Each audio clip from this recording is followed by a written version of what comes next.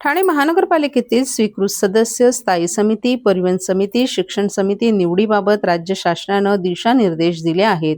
मात्र ठाणे महानगरपालिकेतील सत्ताधारी टाळाटाळ करत आहेत. आगामी महासभेत याबाबत निर्णय न घेतल्यास सर्वसाधारण सभेवर राष्ट्रवादी काँग्रेस शरद पवार पक्षाचे नगरसेवक बहिष्कार घालतील, असा इशारा राष्ट्रवादी काँग्रेस शरद पवार पक्षाचे जिल्हा अध्यक्ष मनोज प्रधान यांनी दिलाय. 15 जानेवारी रोजी ठाणे महानगरपालिकेची सार्वत्रिक निवडणूक पार पडली. 16 जानेवारी रोजी निकाल जाहीर करण्यात आला होता. त्यानंतर फेब्रुवारी किंवा मार्चमधील सर्वसाधारण सभेत स्वीकृत सदस्यांची निवड करण्यात येणार होती. मात्र या निवडीस स्थगिती देण्यात आली आहे. ठाणे महानगरपालिकेच्या सोबतच ज्या महानगरपालिकांच्या निवडणुका झाल्यात त्या महानगरपालिकांमध्ये विशेष समित्या निवडण्यात आल्या आहेत. मात्र फेब्रुवारीमध्ये होणारी स्वीकृत तथा स्थायी समितीची निवड जवळपास 3 महिने उलटून गेल्यानंतरही झाली नाही. त्यामुळे स्थायी समितीचे विशेष सर्वसाधारण सभेत येत असल्यानं वेळ वाया जाऊन आर्थिक नुकसानच होत आहे. शिवाय स्वीकृत सदस्य निवडले जात नसल्याने अभ्यासू आणि तज्ज्ञ लोक सभागृहात स्थानापन्न होऊ शकत नाहीत. हा प्रकार असाच सुरू राहिला तर आमचे नगरसेवक सर्वसाधारण सभेवर बहिष्कार घालतील, असं मनोज प्रधान यांनी सांगितलं. सर्वसाधारण सभेत भाजप सेनेतील वादाबाबत मनोज प्रधान यांनी भाजपच्या दुटप्पी भूमिकेवर आगपाकाड केली आहे. सेना भाजपनं निवडणूक एकत्र लढवली, आता ते सत्तेत एकत्र आहेत, तरीही ज्या पद्धतीनं सेनेला विरोध करण्याची भूमिका ते घेत आहेत ते पाहता भाजपकडून सर्कस सुरू करण्यात आलेली असल्याचं त्यांनी सांगितलं. सत्तेत सहभाग घेऊन सत्तेलाच आव्हान देण्याची भाजपची कृती कशासाठी आहे न समजायला जनता दूधखुळी नाही. विरोधक म्हणून आम्ही विषयपत्रिकेवर अभ्यास करून सभागृहात बसत असतो, मात्र भाजपचे नगरसेवक वाद निर्माण करून सभागृहाचं कामकाज उधळवून लावत आहेत. जर त्यांना विरोध करायचाच असेल तर सत्तेबाहेर येऊन आमच्या नेतृत्वाखाली विरोध करावा, असंही त्यांनी सांगितलं. भाजपच्या नगरसेविका नम्रता कोळी, आमच्या नगरसेविका पल्लवी जगताप यांनी महासभेचं थेट प्रक्षेपण करावं अशी मागणी केली आहे. मात्र या मागणीकडे दुर्लक्ष केलं जात आहे. मुंबई महानगरपालिकेचं कामकाज मुंबई महानगरपालिका या अधिकृत YouTube चॅनलवर थेट पाहिलं जाऊ शकतं. मात्र ठाणे महानगरपालिकेच्या सत्ताधाऱ्यांना आपले उपद्व्याप ठाणेकरांसमोर येऊ नयेत असं वाटत असल्यानंच थेट प्रक्षेपण केलं जात नसल्याचंही प्रधान यांनी सांगितलं.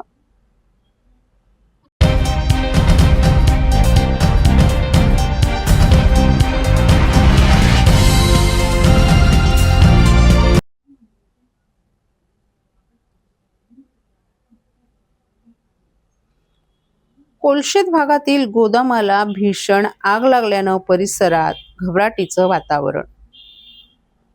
कोलशेत येथील तरीचापाडा परिसरात पुठ्ठ्याच्या गोदामाने एका वाहन दुरुस्ती दुकानाला भीषण आग लागल्याचा प्रकार उघडकीस आलाय. या आगीनंतर कोलशेत भागात धुराचे आणि आगीचे लोट निर्माण झाले होते. अद्याप तरी या घटनेत कोणीही जखमी नसल्याची माहिती ठाणे महानगरपालिका आपत्ती व्यवस्थापन विभागाकडून देण्यात आली आहे. आगीवर नियंत्रण मिळवण्याचे प्रयत्न अग्निशमन दलाच्या जवानांकडून सुरू आहेत. कोलशे भागात मोठ्या प्रमाणात गृहसंकुलं उभारली जात आहेत. त्याचप्रमाणे या भागातील काही ठिकाणी अनधिकृत गोदामांची संख्या देखील वाढत आहे. मंगळवारी सकाळी 7:45 वाजण्याच्या सुमारास कोलशेत येथील तरीचापाडा परिसरात पुठ्ठ्याचे गोदाम आणि वाहन दुरुस्तीच्या दुकानाला भीषण आग लागली. या गोदामामध्ये पुठ्ठे असल्यानं अवघ्या काही क्षणात आगीनं रौद्र रूप धारण केलं. धुराचे लोट हवेत पसरल्यानं प्रदूषण देखील वाढलं होतं. या घटनेची माहिती ठाणे महापालिकेच्या अग्निशमन दलाला येथील नागरिकांनी दिल्यानंतर अग्निशमन दलाचे जवान आणि अग्निरोधक वाहनं घटनास्थळी दाखल झाली. आग पसरत असल्यानं आगीवर नियंत्रण मिळवताना जवानांना अडचणी येत होत्या. सकाळी 9:30 नंतरही या आगीवर नियंत्रण मिळवणं शक्य झालं नव्हतं. या घटनेत कोणीही जखमी नसल्याची माहिती ठाणे महापालिकेच्या आपत्ती व्यवस्थापन विभागाकडून देण्यात आली आहे.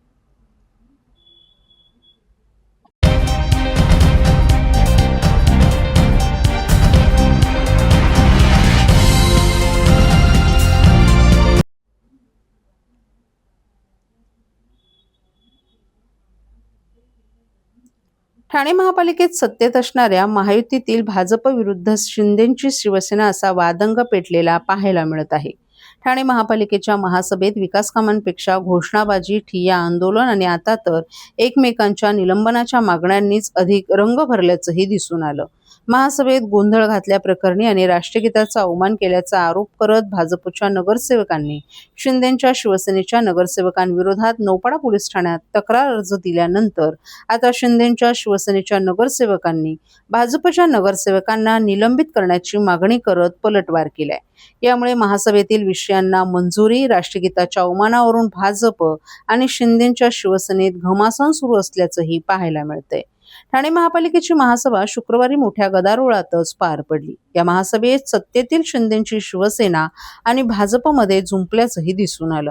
महासभेत गोंधळ घातल्याप्रकरणी राष्ट्रगीताचा अवमान केल्याचा आरोप करत भाजपच्या नगरसेवकांनी शिंदेंच्या शिवसेनेच्या नगरसेवकांविरोधात नौपाडा पोलीस ठाण्यात तक्रार अर्ज दिल्यानंतर शिवसेनेकडून पलटवार करत शिंदेंच्या शिवसेनेचे नगरसेवक मनोज शिंदे यांनी भाजपच्या नगरसेवकांवर महासभेत गोंधळ घालून महापौरांच्या अंगावर जाऊन कामकाजात अडथळा निर्माण केल्याचा आरोप करत त्यांना निलंबित करण्याची मागणी केली आहे। तसं पत्रच त्यांनी महापौर शर्मिला पिंपळकर यांच्याकडे दिलं आहे। तसंच सभागृहात राष्ट्रगीताच्या वेळी भाजपचे काही सदस्य उभे राहिले नसल्यानं संबंधितांवर गुन्हा दाखल करण्याची मागणीही शिवसेनेनं केली आहे। त्यामुळे महासभेत 232 विषयांवर चर्चा करायची की घोषणाबाजी करायची यावरच दोन्ही पक्षांचं राजकारण रंगलं आहे। प्रत्येक महासभात भाजप नगरसेवकांना बोलू दिलं जात नाही, नेहमी त्यांचा अवमान केला जातो। विरोधी पक्षातील नगरसेवकांपेक्षा आमच्या नगरसेवकांना कमी निधी दिला जातो। युती धर्म फक्त आपल्याकडूनच पाळला जातो, मात्र शिवसेना युती धर्म पाळत नाही अशी तक्रार भाजपच्या नगरसेवकांनी प्रदेशाध्यक्ष रवींद्र चव्हाण ठाण्यात आले असताना त्यांच्याकडे केली होती। देवेंद्र फडणवीस यांच्यापर्यंत ती तक्रार करण्यात येणार असल्याचं आश्वासन रवींद्र चव्हाण यांनी भाजपच्या नगरसेवकांना दिलं आहे। यानंतर ठाणे महापालिकेतील शिंदेंच्या शिवसेना पक्ष गटनेता कार्यालयाच्या उद्घाटनाप्रसंगी शिवसेनेचे मुख्य नेते उपमुख्यमंत्री एकनाथ शिंदे ठाणे महापालिकेत आले असता त्यांना याविषयी विचारलं असता भाजप शिवसेना ही नैसर्गिक युती आहे, छोटमोठ्या कुरघोड्या होतच राहतात अशी प्रतिक्रिया देत या प्रकरणावर पडदा टाकण्याचा त्यांनी प्रयत्न केला। मात्र दोन्ही पक्षातील नगरसेवकांकडून एकमेकांवर आरोप प्रत्यारोप काही केल्या कमी होत नसल्याचं दिसून येते। आता तर पालिका निवडणुकीत आमची स्वतंत्र लढण्याची तयारी होती, मात्र पक्ष नेतृत्वामुळे आम्हाला महायुतीत लढावं लागलं। आम्ही जर स्वतंत्र लढलो असतो तर चित्र वेगळं असतं।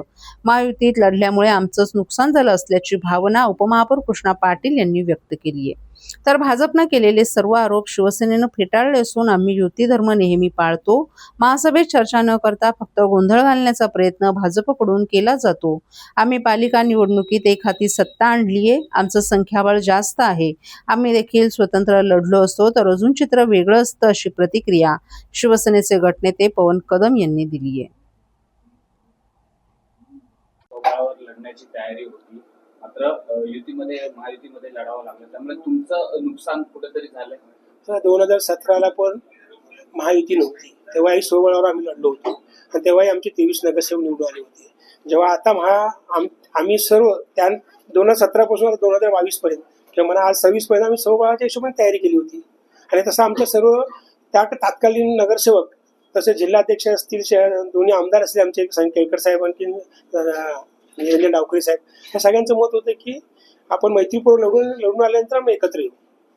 पण काही वरिष्ठांना ते नाहीये, वरिष्ठांनी सांगितलं की आपण युतीत जायचं, पण आम्ही युतीत गेलो। युती धर्म पाळला, सगळ्यांनी प्रामाणिक काम करून जिथे बीजेपीचे नगरसेवक होते तिथे ते निवडून, जिथे शिवसेनेचे होते तिथे बीजेपीच्या लोकांनी काम केलं, जिथे शिवसेने बीजेपीचे होते तिथे शिवसेनेच्या लोकांनी काम केलं। अशा प्रकारे जवळजवळ 108 नगरसेवक निवडून दिले 131 पैकी, म्हणजे स्पष्ट बहुमत ठाणेकरांनी दिलंय। पुढे असं चालावं असं आमचं मत आहे, पण जो ह्या 4 महासभेचा बघितला तर कल कुठेतरी वेगळा दिसतोय, मग त्याच्या कुठेतरी एक वाक्यता आली पाहिजे। विरोधी पक्ष बाकावरती नसला तरी आता भाजप सत्तेत असून देखील विरोधी पक्षाची भूमिका बजावते असं वाटतं। तेच तुम्हाला मगाशी म्हणालो, विरोधी पक्षनेते जे आहेत ज्या पद्धतीने ते त्यांचे पण विषय मांडतात, मग ती पाणी चोरीच्या विषयावर त्यांनी खूप आक्रमकता विरोधी पक्षनेत्यांनी मांडली, परंतु ते विषयाला धरून बोलतात। माझं आमचं म्हणणं तेच आहे की पटलावर जे विषय असतात, ठाणे शहराच्या सर्वांगीण विकासाकरता जे काही विषय आहेत त्या विषयावरती भारतीय जनता पार्टी, आमचे शिवसेनेचे नगरसेवकही आक्रमक आहेत, तेही आपला विषय मांडताना आक्रमकतेने मांडतात। त्याच्यामुळे भारतीय जनता पार्टी विरोधी पक्षाची भूमिका बजावते असं म्हणण्यापेक्षा त्यांनी विकासासाठी प्रशासनाला धारेवर धरणं गरजेचं आहे आणि आम्ही तुमच्या बरोबर आहोत ना सर्वजण। महापौर आहेत, जगदाळे साहेब आहेत आमचे, त्याच्यामुळे सर्वच नगरसेवक आहेत, सिनियर नगरसेवक पण आहेत सभागृहामध्ये, सर्व एकत्र आहेत। त्याच्यामुळे मला वाटत नाही की ते लोक विरोधी पक्षाची भूमिका बजावतात, पण ह्याच्या पुढे असं होणार नाही असं आम्ही दोघंही काळजी घेऊ। थँक्यू।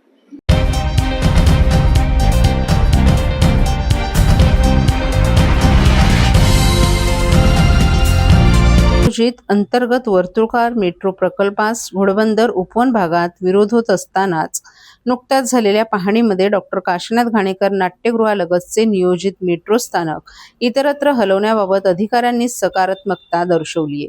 स्थानक झाल्यास या भागात मोठ्या प्रमाणात वाहतूक कोंडी होऊ शकते अशी तक्रार येथील नागरिकांची होती. नियोजित स्थानकाची जागा बदलल्यास डॉक्टर काशीनाथ घाणेकर नाट्यगृह चौक परिसरात संभाव्य वाहतूक कोंडीचं चिन्ह टळण्याची शक्यता आहे.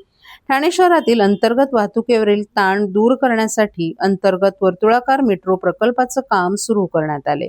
केंद्र आणि राज्य शासनाच्या मदतीने होणाऱ्या या प्रकल्पासाठी 12,000 कोटी रुपयांच्या खर्चाला मान्यता देण्यात आली आहे.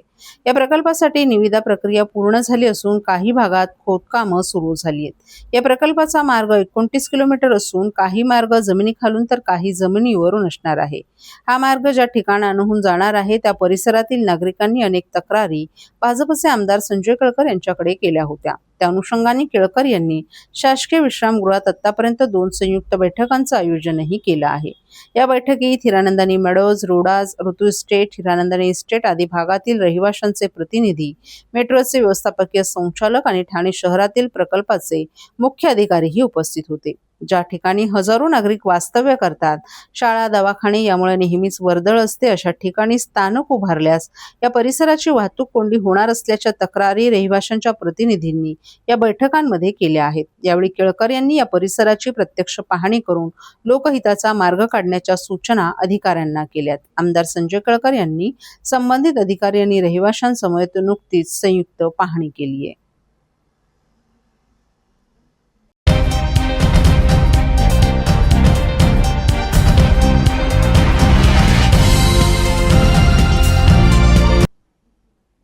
शिवसेनेच्या पक्ष कार्यालयातून नागरिकांचे प्रश्न सोडवण्याचं काम होईल असा विश्वास उपमुख्यमंत्री एकनाथ शिंदे यांनी महापालिकेतील शिवसेना गटनेते कार्यालयाच्या उद्घाटनाप्रसंगी व्यक्त केलाय.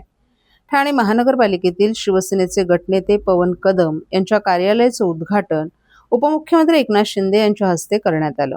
यावेळी खासदार नरेश मस्के, ज्योती वाघमारे, महापौर शर्मिला पिंपळकर, उपमहापौर कृष्णा पाटील, सभागृह नेते हनुमंत जगदाळे, विरोधी पक्षनेते अशरफ पठाण, शिवसेना ठाणे जिल्हा महिला आघाडीच्या प्रमुख मीनाक्षी शिंदे, माजी उपमहापौर पल्लवी कदम, शिवसेनेचे प्रवक्ते राहुल लोंढे यांच्यासह शिवसेनेचे सर्व नगरसेवक, शाखा प्रमुख आणि विभाग प्रमुखही उपस्थित होते.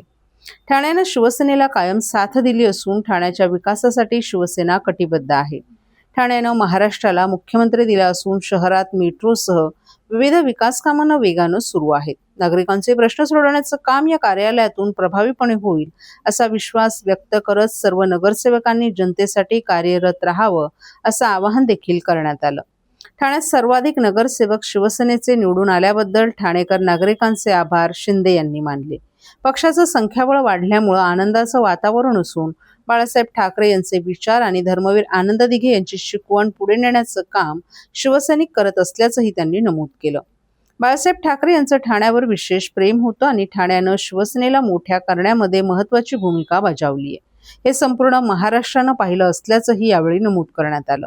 तसंच नव्यानं निवडून आलेल्या नगरसेवकांना जुन्या नगरसेवकांनी मार्गदर्शन करावं असा सल्लाही उपमुख्यमंत्री एकनाथ शिंदे यांनी अनुभवी नगरसेवकांना दिला आहे.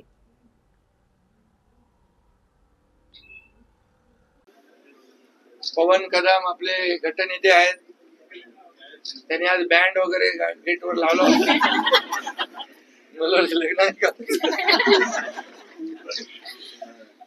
म्हणजे आनंदाचं वातावरण आहे.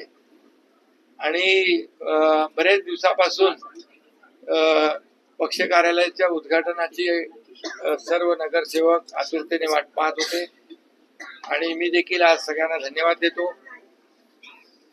खरं म्हणजे हिंदू हृदय सम्राट बाळासाहेबांचे विचार, त्यांचे आशीर्वाद आणि धर्मवीर आनंद दिघे साहेबांचं जे काही शिकवण आहे आणि त्यांनी या ठाणे शहरासाठी, जिल्ह्यासाठी, महाराष्ट्रासाठी जे योगदान दिलेलं आहे आणि म्हणून या ठाण्याचा विकास धर्मवीर आनंद दिघे साहेबांच्या मार्गदर्शनाखाली सुरू झाला याचा अभिमान आम्हाला आहे. बाळासाहेबांचंही प्रेम ठाण्यावर प्रचंड होतं आणि ते वेळोवेळी त्यांनी आपल्या भाषणामध्ये देखील सिद्ध केलेलं आहे. आणि म्हणूनच या ठाण्याने शिवसेनेला मोठं केलं आणि ठाणे आणि शिवसेना एक आगळं वेगळं नातं, एक आगळं वेगळं समीकरण संपूर्ण महाराष्ट्राने पाहिलेलं आहे. आणि म्हणून ठाणेकरांचं मी मनापासून अभिनंदन करतो.